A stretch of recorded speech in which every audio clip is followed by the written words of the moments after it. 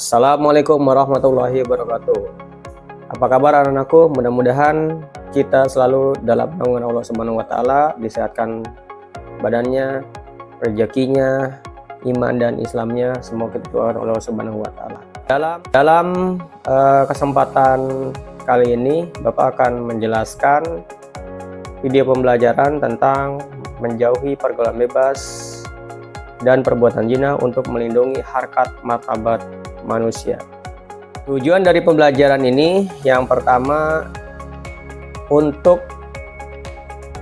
meyakini bahwa pergaulan bebas dan zina merupakan larangan agama, membiasakan sikap menghindari pergaulan bebas dan perbuatan zina dengan berhati-hati dan menjaga kehormatan diri, menganalisis Quran Surat Al-Isra ayat 32 dan Quran Surat An-Nur ayat 2 serta hadis tentang larangan pergaulan bebas dan pergaulan zina. Membiasakan diri membaca dengan tartil surat Al-Isra ayat 32 dan surat An-Nur ayat 2 serta hadis yang terkait, kemudian menghafalkannya, terakhir menyajikan paparan mengenai bahaya larangan pergaulan bebas dan zina. Yang pertama surat Al-Isra ayat 32. A'udzubillahi minasyaitonirrajim. Bismillahirrahmanirrahim.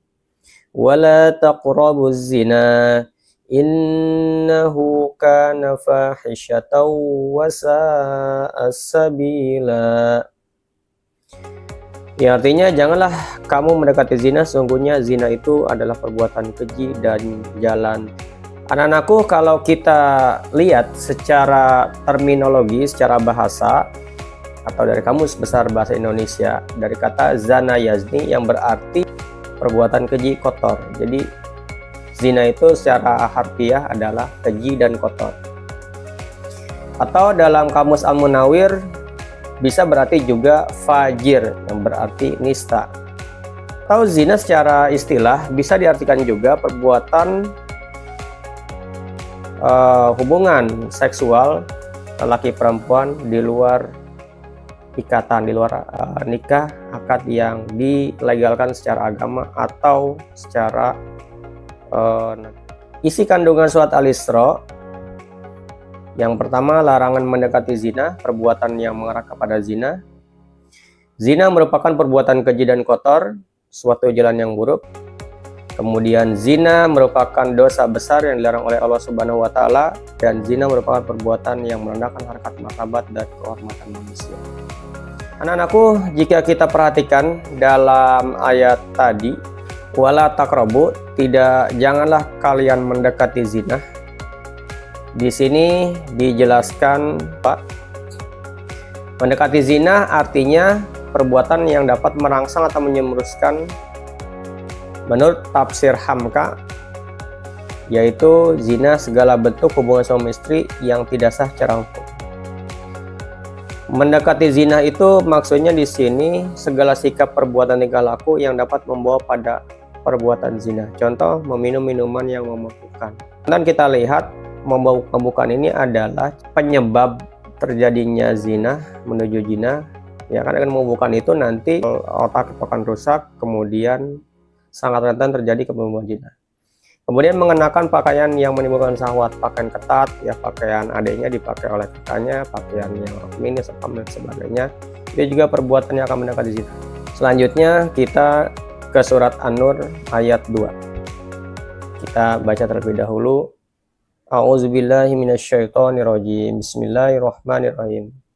Adz-dzaniyatu wadz-dzani fajlidu kulla wahidin minhuma mi'ata jaldah wala ta'khudhukum bihima ra'fatun fid dinillah in kuntum tu'minuna billahi wal yawmil akhir wal yashhad 'azabahuma ta'ifatum minal mu'minin.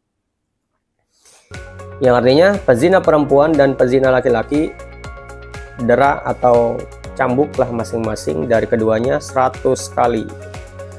Masing-masing 100 kali, dan janganlah merasa belas kasihan kepada keduanya, mencegah kamu untuk melaksanakan hukum Allah jika kamu beriman kepada Allah dan hari akhirat. Hendaklah pelaksanaan hukuman atas mereka disaksikan oleh sebagian orang-orang mukmin. Dalam dalil ini surat An-Nur ayat 2 menjelaskan yang pertama isi kandungannya perintah Allah Subhanahu wa taala untuk mendera. Mendera itu artinya mencambuk ya, mencambuk pezina perempuan dan pezina laki-laki masing-masing 100. Di sini anak-anakku indikasi bahwa kalau dalam konteks zina itu yang disebutkan perempuan terlebih dahulu, azaniyatu. Yang kedua baru laki-laki. Allah Subhanahu wa taala telah memberikan kita isyarat bahwa dalam kehidupan sehari-hari hal yang menjerumuskan kepada kemaksiatan terutama zina itu lebih terkhusus kepada kaum Hawa. Tapi memang Allah Subhanahu wa taala sudah mensyariatkan ini. Berbeda halnya dengan kasus pencurian, korupsi, maling. Itu yang disebutkan oleh Allah pertama adalah asariku wasarikotu. Pencuri laki-laki dan pencuri perempuan. Kalau dalam kriminal pencuri maling. Tapi kalau zina Allah sebutkan perempuan dulu. Dan hal ini sudah terbukti dalam kehidupan kita sehari-hari. Itu ya anak-anakku ya. Sebab itu dalam kesempatan ini anak-anakku zina dalam syariat Islam itu dibagi menjadi dua. Yang pertama zina muhson.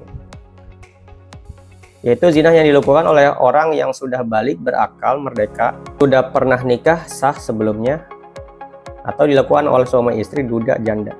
Jadi zina muhson ini adalah zina yang sudah menikah, yang sudah merasakan seksual hubungan suami istri, tapi malah zina. Anakku, zina muhson ini adalah zina yang dilakukan oleh suami istri yang sudah menikah, tapi malah mencari pasangan lain. Sudah merasakan hubungan seksual, tapi merasakan kembali ke orang yang lain seperti itu. Atau bahasa kita selingkuh. Nah, maka selingkuh ini yang sering kita lihat dalam kehidupan sehari-hari seperti itu, ini merupakan zina muhson yang sudah dikerjakan oleh suami istri. Hukumannya lebih berat daripada ghairu muhson. Dan terakhir adalah zina ghairu muhson. Ghairu muhson itu adalah dilakukan oleh yang belum pernah menikah, atau disebutnya pacaran, dengan kata lain pacaran. Ini didera atau dicambuk 100 kali dan diasingkan. Kemudian dampak dari perbuatan zina yang pertama menghilangkan kesucian, kewibawaan, menyebabkan kefakiran, terserang penyakit mematikan ya, seperti HIV/AIDS, seperti penyakit kelamin, kemudian penyakit raja singa dan sebagainya, atau dikenal dengan sifilis. Dan untuk hari ini anak-anakku, penyakit tersebut belum ada obat yang khusus ya. Kemudian mendapatkan larangan Allah Subhanahu wa taala, dijauhkan dan dikucilkan oleh masyarakat, nasab menjadi tidak jelas, anak hasil zina tidak bisa dinasabkan, tidak berhak mendapatkan bin. Jadi bin anak hasil zina itu binnya sambung ke ibunya.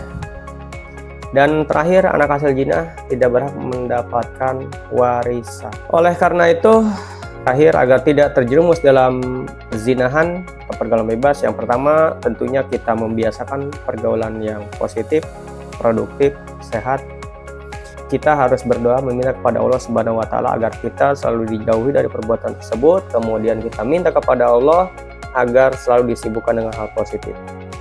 Menutup aurat, menjaga pandangan, mempertahankan kehormatan, dan meningkatkan kualitas diri melalui aktivitas yang positif. Itulah anak-anakku seputar pembahasan menghindari pergaulan bebas dan perbuatan zina. Sekali lagi, tujuan pembelajaran ini pertama untuk meyakini bahwa pergaulan bebas dan perbuatan zina itu hal yang dilarang oleh agama Islam khususnya. Kemudian menghindari sikap menjauhi pergaulan bebas dan zina. Kemudian kita menganalisis surat Al-Isra ayat 32 dan An-Nur ayat 2, kemudian kita menghafalkan kedua ayat tersebut. Mudah-mudahan anak-anakku kita selalu dilindungi oleh Allah Subhanahu wa taala di sini. Cukup sekian video pembelajaran ini. Mudah-mudahan kita menjadi hamba Allah yang selalu menuntut ilmu. Sekian, assalamualaikum warahmatullahi wabarakatuh.